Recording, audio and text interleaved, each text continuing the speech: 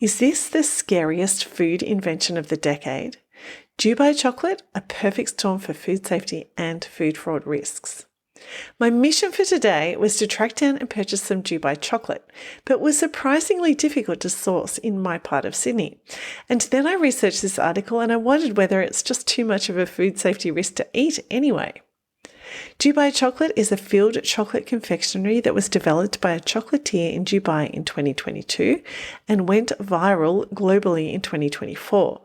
It's a milk or dark chocolate bar filled with a Middle Eastern-inspired composite of pistachio paste, tahini, which is sesame seed paste, and toasted crispy kataifi, which is shredded phyllo pastry. By all accounts, Dubai chocolate is super tasty, but it is also a perfect storm of food safety risk at the moment. Let's explore the food safety and food fraud risks one by one, from salmonella to food fraud, mycotoxins, allergen risks, and illegal imports.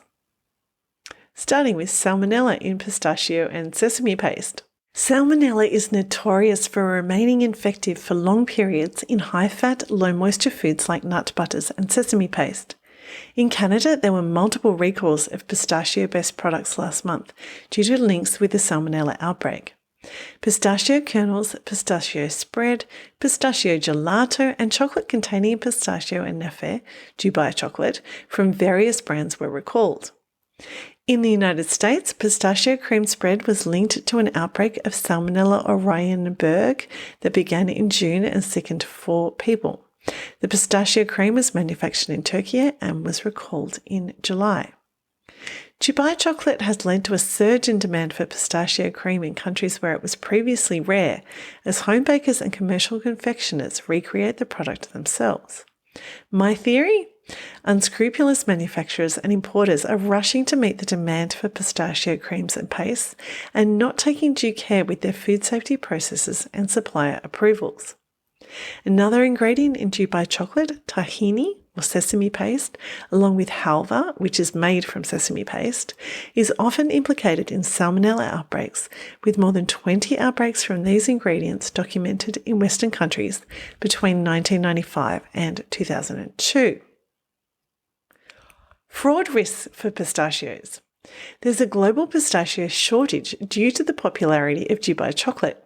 Supplies are tight, with the main global producers, the United States, Iran, and Turkey, struggling to meet demand. Prices are significantly higher than they were in 2024, with a 35% increase in prices in Europe and a 15% increase for US wholesale prices between early 2024 and early 2025. In April 2025, I published a food fraud warning for pistachio nuts, saying their prices had increased significantly in the previous 12 months due to demand created by the extreme popularity of Dubai chocolate. Exports of pistachios from Iran to the United Arab Emirates had risen by 40%, while US exports of pistachios had decreased by 20%. And the situation hasn't improved since April, with commodity supplier Kenya saying prices are expected to stay elevated until the last quarter of 2025, with prices only likely to fall if demand drops or harvests improve.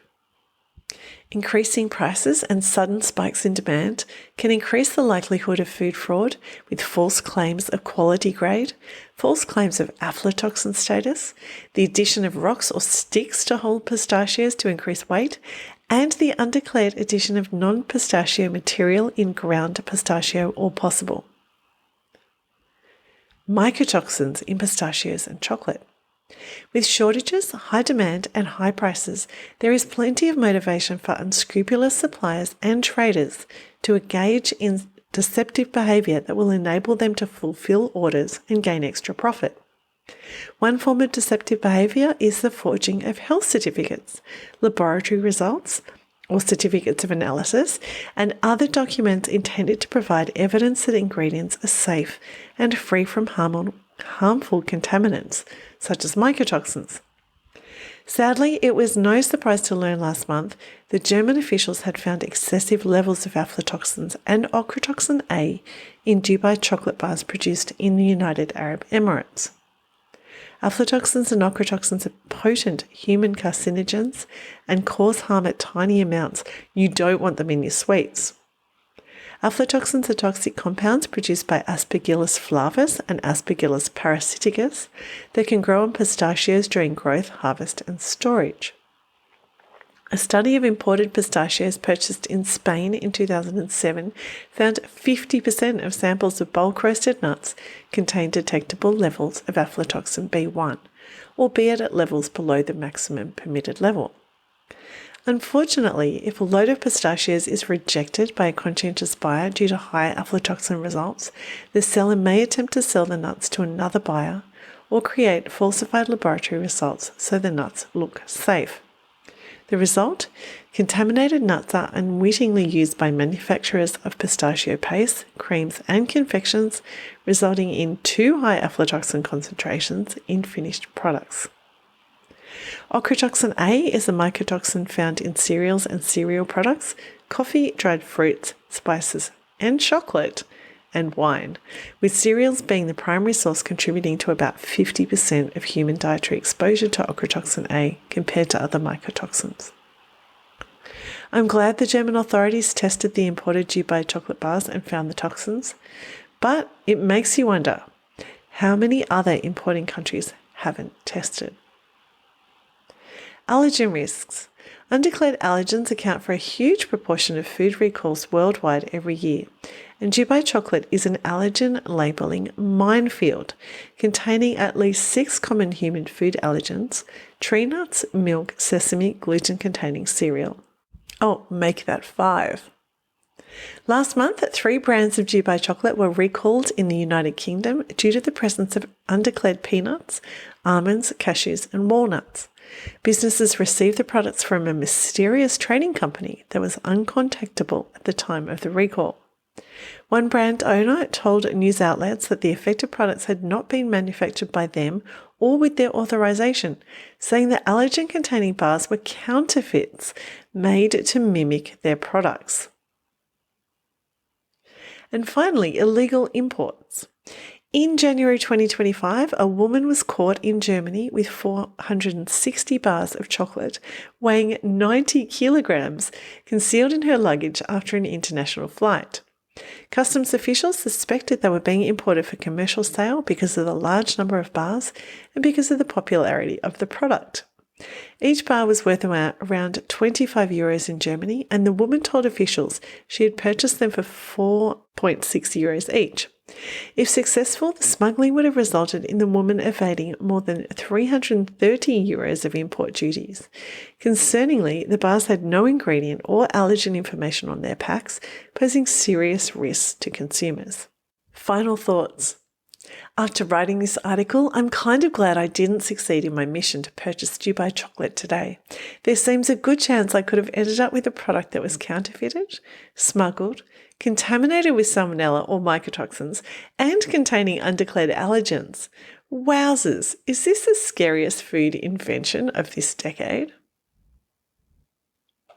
In short, Dubai chocolate was invented in 2022 and became a massive global food trend in 2024. Its popularity has resulted in a global pistachio shortage, increasing food fraud vulnerabilities for the nut and causing prices to skyrocket. Salmonella outbreaks have been linked to pistachios in recent months, and sesame paste, another ingredient in Dubai chocolate, is frequently linked to Salmonella outbreaks. Dubai chocolate has been found to contain carcinogenic mycotoxins, likely from pistachios and chocolate or wheat-based components. It has also been counterfeited, smuggled, and marketed with improper allergen declarations. It's a food safety and food fraud perfect storm, and supposedly quite delicious. And just before you go, did you know?